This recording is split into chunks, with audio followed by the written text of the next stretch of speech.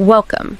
If you're someone who's drawn to the peculiar, maybe the unexplained, the kind of stories that linger, then, well, you're in the right place today. We're delving into a really unsettling one. It's about the Abbey Hotel, and it's not just, an empty building. It's steeped in layers of history, real human tragedy, and some pretty pervasive, chilling local folklore. We've looked at historical records, personal accounts, those local whispers. It all paints this genuinely eerie picture. So let's unpack this story. Yeah, it's fascinating, isn't it, how certain places seem to just collect things, energy, legends, call it what you will. But it's often this haunting mix of human misfortune and maybe older beliefs. Makes this kind of deep dive pretty compelling. Absolutely. So let's start at the beginning, or close to it. The earliest records we have show it operating as a hotel way back in 1835. Back then, it was called the Beaufort Arms Hotel. Had that name for a very long time, actually. A long history just as a hotel, even before the Abbey name. Exactly.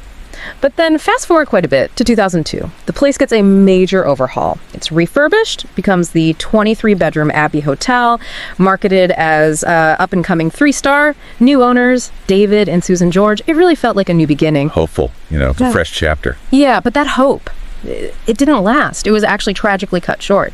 David and Susan George, the owners, they were victims of this absolutely devastating fraud.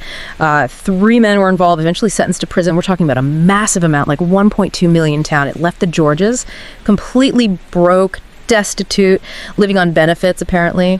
And the hotel, well, it couldn't survive that kind of hit. It closed down for good in 2013. Our sources talk about this feeling you get there now, this sense of lost hope, that former prosperity just rotting away, crumbling. It's quite visceral. That's a powerful image. And you have to think, that kind of recent sharp pain with the betrayal, the financial ruin perhaps, that leaves a more tangible mark on the atmosphere right now. Yeah. More immediate than older tragedies. Mm-hmm. That's a really good point. Because the older tragedies, they're definitely there too. The whole area around the hotel has this incredibly ancient and frankly chilling history. Just across the road, you've got the Abbey itself. And what's really striking is parts of the hotel building, the actual structure, are thought to date back to 1206. Wow, 1206, so it was literally part of the original Abbey grounds. Seems that way, yeah, within the original boundaries.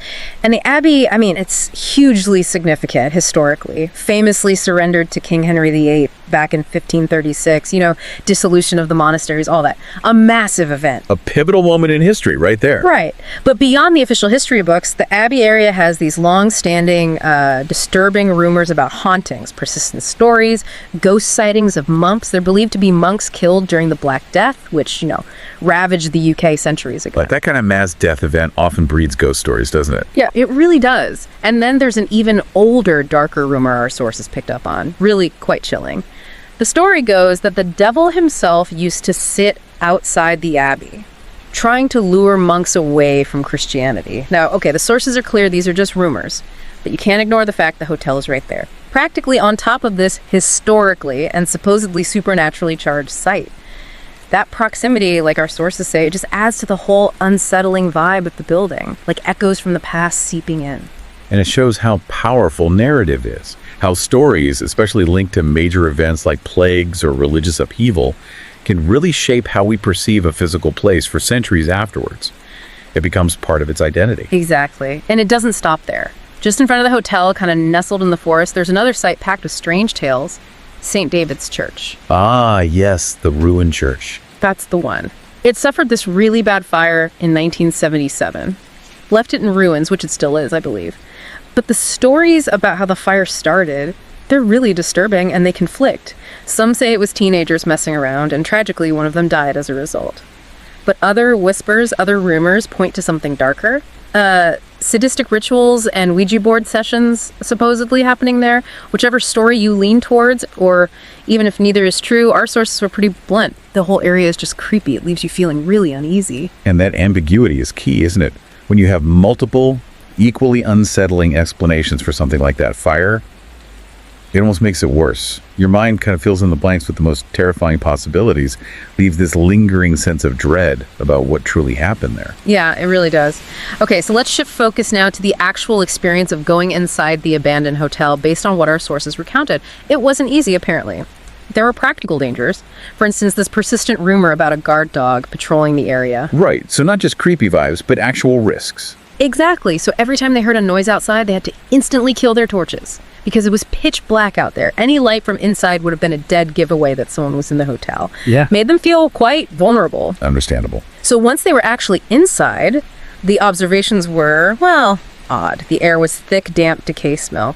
But also they found this eerie amount of Bibles strewn around the place, just lots of them. Pages yellowed amidst all the dust and mess, and clear signs that people are or were coming in and out frequently. Graffiti, discarded stuff. It's this weird mix, you know? Sacred texts in a decaying, almost defiled space. That is strange. Bible specifically. Any idea why? No, the sources didn't offer an explanation, just noted how strange it was. Adds another layer of weirdness, doesn't it? And then there was this one moment. Pure apprehension. They went to open an old, rusty fridge, and it immediately triggered this memory for the person recounting it, from exploring an abandoned farmhouse before, where they'd found a pig's head in a fridge. Oh, God. Okay. Yeah, I can see why opening another old fridge would be tense after that. Exactly. That dread, that expectation of finding something equally grotesque was apparently really strong. But in the end, nothing like that. It was almost anticlimactic. The source actually said, apart from some eerie creaks, nothing creepy really happened whilst we were in there. But I think that detail is important. It's just the real horror of the Abbey Hotel isn't about jump scares. It's about that accumulated weight, the human tragedy, those ancient rumors, the visible decay, that profound sense of unease. That's what makes it so unsettling, the echoes. It's the atmosphere itself that's the haunting presence, in a way, the history weighing down on it. Perfectly put. So wrapping this up, the Abbey Hotel really does feel like this chilling convergence point, doesn't it? Human pain, ancient lore, unexplained stuff. It just embodies what we think of as a haunted place. It makes you think, what really makes a place truly terrifying? Is it actual ghosts, whispers of the devil, or is it just the echoes of human suffering and maybe some dark rituals? I think places like this are a stark reminder, really, that sometimes the most disturbing stories aren't fiction. They're woven from real history, from enduring mysteries, and maybe from the darker aspects of human experience. They force us to confront things we can't easily explain. Well said. Thank you for joining us on this rather unsettling journey today. If you appreciate these kinds of stories, the strange and the chilling, please do like, share, and subscribe to the Horror Docs channel. We'll keep uncovering more dark tales together. Until next time, stay curious and maybe be careful what secrets you go looking for. Goodbye.